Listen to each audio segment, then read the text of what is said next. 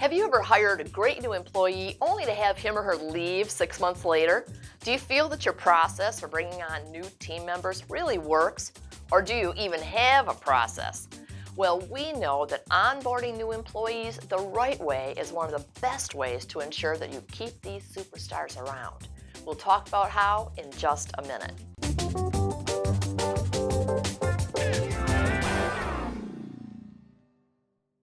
Hi, I'm Victoria Downing, and welcome to Power Tips TV, where we talk about tips, tactics, and techniques to help you build a strong, profitable remodeling company.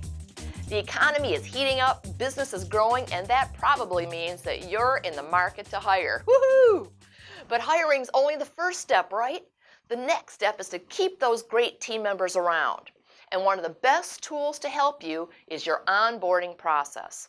Did you know that a lot of new hires decide whether or not they're going to stick around with your company within the first 18 months of employment? The Society for Human Resources Management tells us that turnover can be as much as 50% in this period. And if you're like me, it'd be terribly frustrating to invest the time and money it takes to find a great person, hire him or her, and then have them leave. Well, a formal onboarding process can make all the difference. It helps you communicate your company's brand and values, explain your people and professional culture, clarify expectations, share the performance review procedures, and provide the tools your new hire needs to quickly ramp up, get to work, and feel like they are part of your team. A really effective onboarding process can last for several months. And we'll talk about the elements that make this longer plan in future Power Tip episodes. But for today, I'm going to focus on your new employee's very first day. Let's talk about the first scenario. This is what most first days at new jobs are like. The new employee shows up, no one's there, or no one's expecting them. Then you do finally find them, and you sit them in the corner and let them fill out paperwork for a while.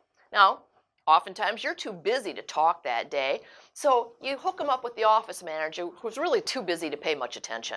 The employee goes to lunch by themselves, and then they come back and do more paperwork. There's no phone, no business cards, no computer access or email set up, and you send them into an office that's piled full of leftovers from the last home show. Everybody else leaves at 5 p.m., but the new employee stays to impress someone, but there's really no one there to impress. So they finally get home, and their partner says, "So how was your day?" And this is when the regrets and the second thoughts boil over. Now, let's talk about what an ideal first day on the job should look like. First, you tell the new employee to arrive 15 minutes later than their normal time is going to be. This helps them, give a little time in case they need to find parking or there's traffic or anything like that. And it also allows your other staff members to arrive, get settled. When she finally comes in, the other employees are there, and the new boss, you, are waiting at the door to greet her. You greet her with enthusiasm and welcome her to the staff, telling her how thrilled the company is to have her. The office manager hangs up her coat, gets her a cup of coffee, and then you sit down with her at her new desk that's fully set up and functioning with all the supplies she needs. Her phone messages working with her name already recorded, her emails up and running, her business cards are there. Everything is there waiting. And on one card, you've put it in a framed picture that says, "We are thrilled that you are one of us," and every employee has signed it, and it's sitting on her desk.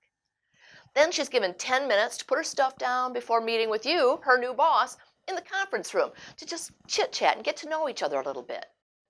While you're there, you share the company history, the struggles and the successes that got you to this moment today, and you explain how she is now part of that history and part of the future success. Then you take the new employee for a tour of the facility, show her everything, introduce her to all the people, and they've already been briefed about this new employee. They know her interests, her name, her job title. Then you and her other colleagues take the new employee to lunch, or like we do, bring in lunch into the conference room so we sit as a group and get to know one another. The employee comes back after lunch, and there are only the most critical pieces of important paperwork to complete. The rest can be filed later on, not the first day. The office manager can review the employee handbook and explain the benefits and the insurance and some other really important information. Then she meets with each new colleague in turn, those people she'll be working with, and gets to know a little bit about them. They explain their roles, they'll share their personal contact information, and they'll answer any questions that she has. As 5 p.m. approaches, you hand your new employee a wrapped gift. and you say, this gift isn't for you, it's for the person closest to you who helped you make the decision to come here and work with us.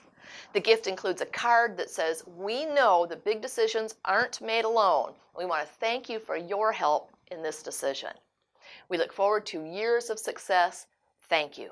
Now, when your new employee gets home and is asked, how was your day? She can tell the story about how she's fallen in love with the company and are so glad they made the right decision. Much better, wouldn't you say? Now, if you have other elements that you've incorporated into your new employee onboarding process, and specifically that first day, we want to know about it. Please share it in the comment box below. If this is your first time here watching Power Tips, please subscribe. And here from me is a personal invitation to visit us at remodelersadvantage.com. Here you can join RA Nation, the community of smart, successful, motivated remodelers from across the US and Canada. Thanks for being here. See you next week.